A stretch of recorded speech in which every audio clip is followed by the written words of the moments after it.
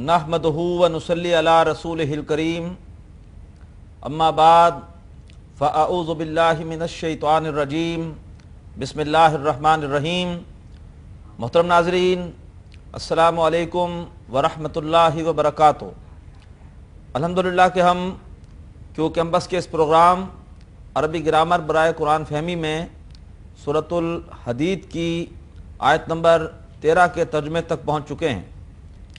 अल्हम्दुलिल्लाह कि हमने अब तक ख़ासे ग्रामर के क़वायद ना सिर्फ पढ़े हैं बल्कि सूरह हुजरात की 18 आयात में और सूरह हदीद की 12 आयात में हम इनकी ख़ासी मशक़ कर चुके हैं। अल्लाह तबारक व तआला हमें और से और अपनी किताब का फ़हम अता फ़रमाए और उसके लिए हमें अल्लाह ताला इस्तिक़ामत से मेहनत की तौफ़ीक़ अता फ़रमाए। आइए आयत नंबर 13 के तर्जुमे को आगे बढ़ाते हैं। अब तक हमने जितना तर्जुमा किया है उसको फिर से दोहरा लेते हैं। यौमा यक़ूलुल मुनाफ़िक़ून वल मुनाफ़िक़ात, उस रोज़ कहेंगे मुनाफिक मर्द और मुनाफिक ख़वातीन, लिल्लज़ीना आमनू, उन लोगों से जो कि ईमान लाए, उन्ज़ुरूना, इंतज़ार करो हमारा, नक़्तबिस मिन नूरिकुम, ताकि हम तुम्हारे नूर से फ़ायदा ले सकें, कोई हिस्सा ले सकें। क़ीला, कहा जाएगा, इरजिऊ, लौट जाओ। अगर हम मिलाकर पढ़ेंगे तो पढ़ा जाएगा क़ील इरजिऊ, और अगर रुकेंगे तो क़ीला इरजिऊ। क़ील इरजिऊ कहा जाएगा लौट जाओ, वराअकुम, अपने पीछे, फल्तमिसू नूरा, फिर तलाश करो नूर, यानी तुम्हें ये नूर दुनिया से मिल सकेगा। वहीं पर अगर तुमने ईमान और इन्फाक के दीन के तकाज़े पूरे किए होते तो आज तुम इस नूर से महरूम ना होते। उसके बाद आगे अल्फाज हैं,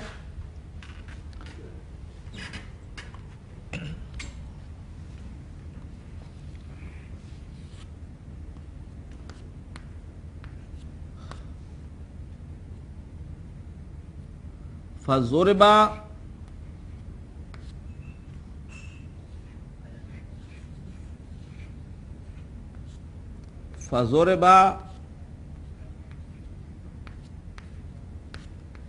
बैनहुम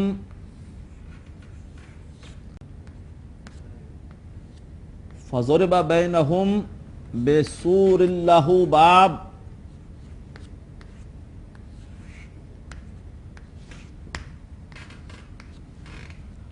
फज़ुरिबा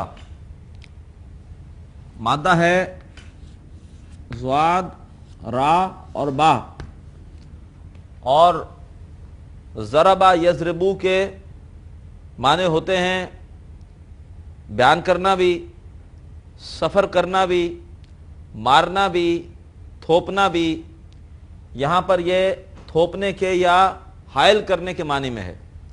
और आप महसूस कर रहे हैं कि ज़ुरिबा ये यहाँ पर माजी मजहूल है, फ़ोइला के वज़न पर ज़ुरिबा, तो यहाँ पे इसका मफ़हूम होगा पस, फ़ा हर्फ़ अतफ़, पस, या फिर ज़ुरिबा हायल कर दी जाएगी।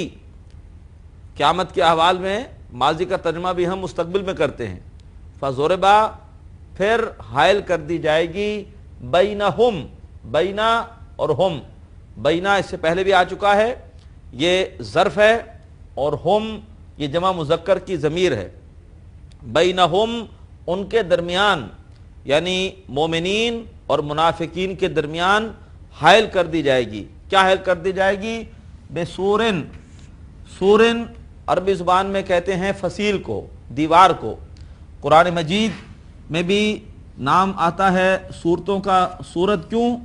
इसलिए कि ये पुराने ज़माने में शहरों को जुदा करने के लिए, नुमायां करने के लिए उनके दरमियान, उनके बाहर एक फसील बना दी जाती थी। इसी तरह से हर सूरत कुरान मजीद की अल्लाह ताला के इल्म व हिकमत का एक अलग शहर है, इसलिए वही फसील की इस्तिलाह कुरान मजीद की सूरतों के लिए इस्तेमाल होती है। तो सूरुन अरबी ज़ुबान में कहते हैं फसील को, जो कि शहर के गिर्द खड़ी की जाती थी, और बा की वजह से ये हालत जर में है, ये बेसूरिन आ गया।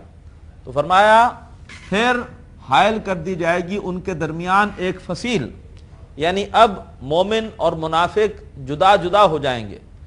مومن اپنے ایمان اور اپنے انفاق کی وجہ سے نور وہ رکھتے ہوں گے جس کی روشنی میں وہ جنت میں چلے جائیں گے، اور منافقین اس نور کے نہ ہونے کی وجہ سے علیحدہ ہو جائیں گے، آگے نہ بڑھ سکیں گے، اور پھر مومن ایک طرف ہو جائیں گے، منافق پیچھے رہ جائیں گے۔ ان کے درمیان حائل کر دی جائے گی ان کے درمیان ایک فصیل، لہو باب، فرمایا کہ لہو باب اس کے لیے ہوگا، لہو اس کے لیے، بابن ایک دروازہ، یعنی جو فصیل ہے اس فصیل کے اندر ایک دروازہ ہوگا، لہو باب اس کے لیے ہوگا ایک دروازہ، یعنی فصیل میں ایک دروازہ ہوگا۔ فَضُرِبَ بَيْنَهُمْ بِسُورٍ لَهُ باب، آگے فرمایا یہ دروازہ، اس کی کیا حکمت ہے؟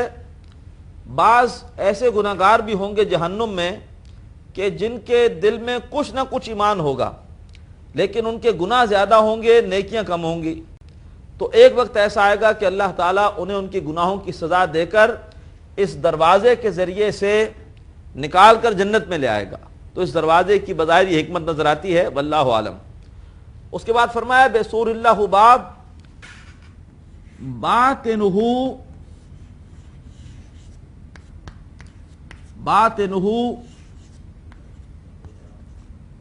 فیہ الرحمہ، باطنہ فیہ الرحمہ وظاہرہ من قبلہ العذاب،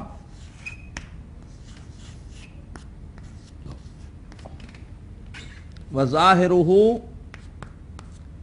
من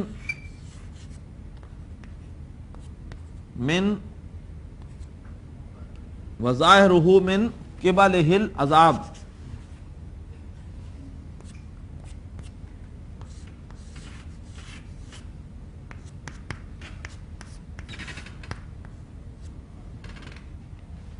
باطنہ فیہ الرحمہ، باطن یہ اسم الفاعل ہے، باطن کسی بھی چیز کا اندر والا حصہ ہونا، اس کو ہم کہتے ہیں باطن، چھپی ہوئی چیز کوئی۔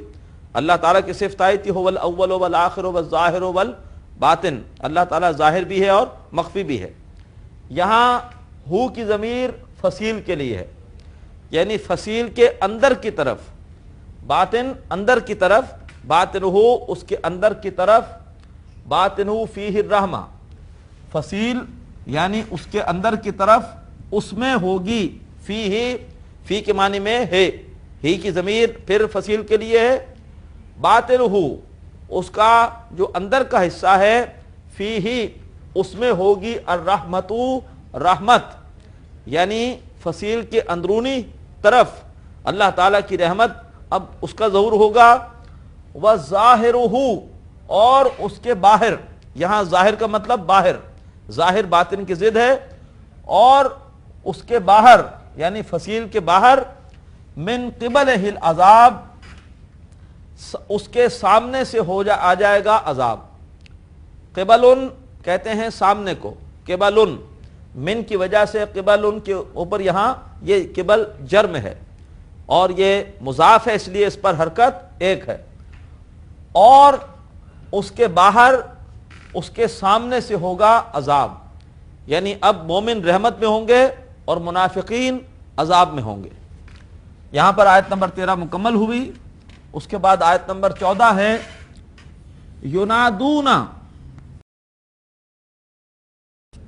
ینادونہم، نون دال اور یا مادہ ینادونا کا علامت مضارع پر پیش اور ساتھ ایک الف، یہ اس بات کی علامت ہے کہ یہ باب مفعلہ ہے، باب مفعلہ،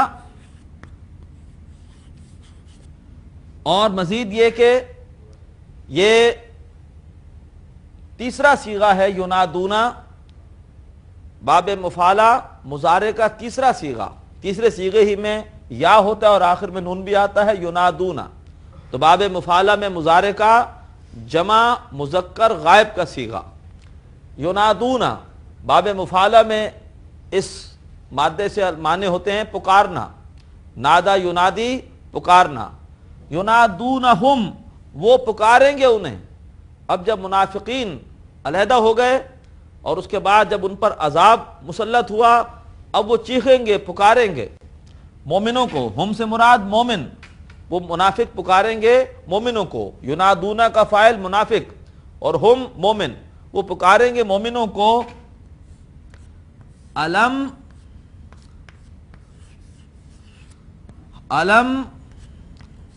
نکم معکم. علم نکم معکم، آ کا مطلب کیا؟ لم یہ جواز میں مضارع میں سے ہے. لم، لما، لام، لا، ان، یہ سب کے سب مضارع کو مجزوم کرتے ہیں. لم اس کا مطلب ہوتا ہے نہیں. علم نکن کیا نہیں تھے ہم. نکن اصل میں نکن کیا ہے؟ مادہ ہے کاف واو نون، اور جیسے ہوتا ہے قالا یقولو، اسی طرح سے کانا یکونو. کانا یکونو مضارع ہوتا ہے یکونو، اور یکونو سے مضارع میں آخری صیغہ کیا ہوگا؟ نکونو. جیسے مضارع کا پہلا صیغہ ہوتا ہے، فرض کیجئے باب نصرہ سے ینصرو، تو آخری ہوتا ہے ننصرو. اسی طریقے پر یکونو اور آخری صیغہ نکونو. جب اس پر لم لگے گا تو یہ نون کیا ہو جائے گا؟ یہ ساکن ہو جائے گا، یہ مجزوم ہو جائے گا. اور جب یہ مجزوم ہوگا تو اب یہ دو ساکن اکٹھے ہو گئے، تو ایسے میں حرف علت قربانی دے گا، حذف ہو جائے گا، اور یہ رہ جائے گا لم نکن. لم نکن، لم نکن. تو علم نکم معکم اور کانا یکونوں کا مطلب اس سے پہلے ہم پڑھ چکے ہیں ہونا. علم نکم کیا نہیں تھے ہم، کیا نہیں ہم تھے، کیا نہیں ہم تھے معکم تمہارے ساتھ. کیا ہم دنیا میں ساتھ نہیں تھے؟ ممکن ہے کہ شوہر وہ اپنے ایمان اور انفاق کی وجہ سے جنت میں چلا جائے اور اسی کی بیوی ہو جو کہ خدا نہ خواستہ دنیا دار ہو اور وہ جہنم میں ہو. یا ممکن ہے کہ بیوی جنت میں ہو اور اس کا شوہر جہنم میں ہو، یا ایک بھائی جنت میں ہو اور دوسرا بھائی جہنم میں ہو، یا ایک ہی دفتر میں کام کرنے والے ایک جنت میں ہو دوسرا جہنم میں ہو. تو وہ کہیں گے کیا ہم تمہارے ساتھ نہیں تھے؟ دنیا میں ہم ایک ساتھ رہتے تھے، کھاتے پیتے تھے، اٹھتے بیٹھتے تھے. علم نکم معکم. تو پکاریں گے منافق مومنوں کو کیا نہیں ہم تھے معکم تمہارے ساتھ. مع یہ ظرف ہے، اس سے پہلے بھی آ چکا ہے. کیا نہیں ہم تھے تمہارے ساتھ. اب اہل ایمان جواب دیں گے. قالو، قالو یہ پہلے بھی آ چکا ہے. قالو وہ کہیں گے، یعنی اہل ایمان کہیں گے. مادہ قاف واو لام، قالا پہلا صیغہ ہوتا ہے. قالا، قالا، قالو وہ کہیں گے، اہل ایمان کہیں گے بلا کیوں نہیں، بلا کیوں نہیں. جب بھی کسی نیگیٹو سوال کا جواب ہاں میں دینا ہو تو پھر بلا آتا ہے. یہ سوال نیگیٹو تھا، کیا نہیں ہم تھے تمہارے ساتھ؟ تو قالو بلا وہ کہیں گے کیوں نہیں، یعنی جی ہاں تم ہمارے ساتھ تھے. اگر سوال پازیٹو ہو اور جواب پازیٹو دینا ہو تو ہم کہتے ہیں نعم، جی ہاں. سوال نیگیٹو ہو اور جواب دینا ہو پازیٹو تو پھر آتا ہے بلا. تو وہ کہیں گے کیوں نہیں. وَلَكِنَّكُمْ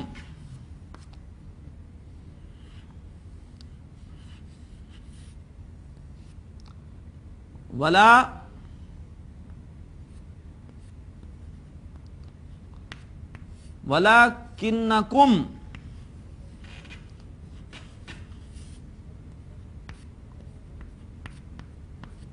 فَتَنْتُمْ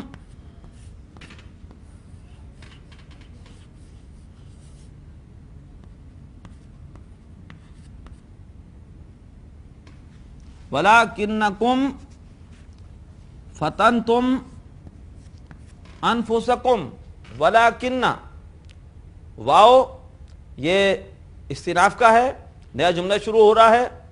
لَٰكِنَّ اِنَّا اَنَّا لَٰكِنَّ لَعَلَّ لَیْتَ یہ ہم اس سے پہلے پڑھ چکے ہیں.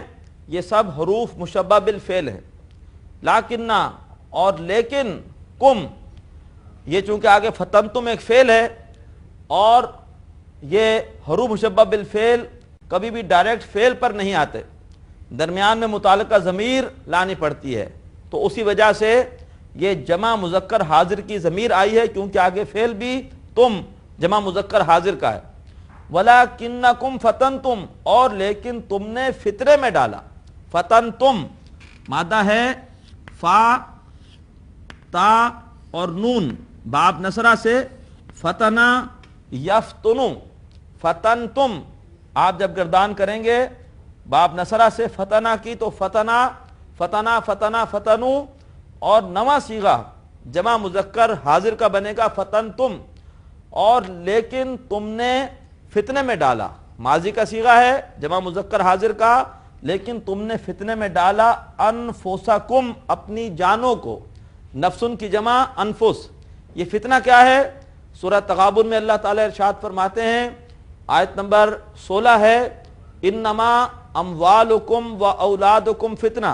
آیت نمبر 15 ہے بے شک تمہارے مال اور تمہاری اولاد فتنہ ہیں، آزمائش کا ذریعہ ہیں. مراد یہ ہے کہ تم نے اپنے مال اور اپنی اولاد کی خاطر اللہ کو اور اس کے احکامات کو اور دین کے تقاضوں کو بھلا دیا، نہ اپنے ایمان کی فکر کی اور نہ ہی اللہ کے لیے تم نے انفاق کا معاملہ کیا. تم لگ گئے مال کی ہوس میں اور تم لگ گئے اپنی اولاد ہی کے مستقبل دنیوی مستقبل کو سنوارنے میں اور تم نے غفلت برتی دین کے تقاضوں سے. تو وہ کہیں گے کیوں نہیں، اور لیکن تم نے فتنے میں ڈالا اپنے آپ کو اپنی جانوں کو. وَتَرَبَّصْتُمْ وَتَرَبَّصْتُمْ وَتَرَبَّصْتُمْ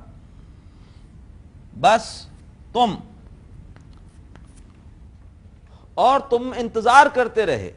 مادہ ہے را با اور سواد، اور یہ تا اور تشدید بتا رہی ہے کہ یہ باب تفعل ہے، اور وہی تم سے ظاہر ہوتا ہے کہ ماضی کا صیغہ ہے جمع مذکر حاضر ہی کا. تربص کے معنی باب افتعال میں اس کے معنی ہوتے ہیں انتظار کرنا، اور تم انتظار کرتے رہے، تم ڈیلے کرتے رہے. یہ شیطان ہم سے نیکی کے کام میں تاخیر کراتا ہے کہ ہاں بات صحیح ہے، ہمیں بھی دین کی خدمت کرنی ہے، لیکن ابھی نہیں، ابھی ذرا فلاں مسئلہ حل ہو جائے، فلاں کام ہو جائے تو اس کے بعد ہم انشاءاللہ ہم بھی دین کے لیے قربانی دیں گے اور وقت لگائیں گے. اور تم نے انتظار کیا. وَتَرَبَّصْتُمْ تم گو مگو میں رہے، تم انتظار کرتے رہے. وَارْتَبْتُمْ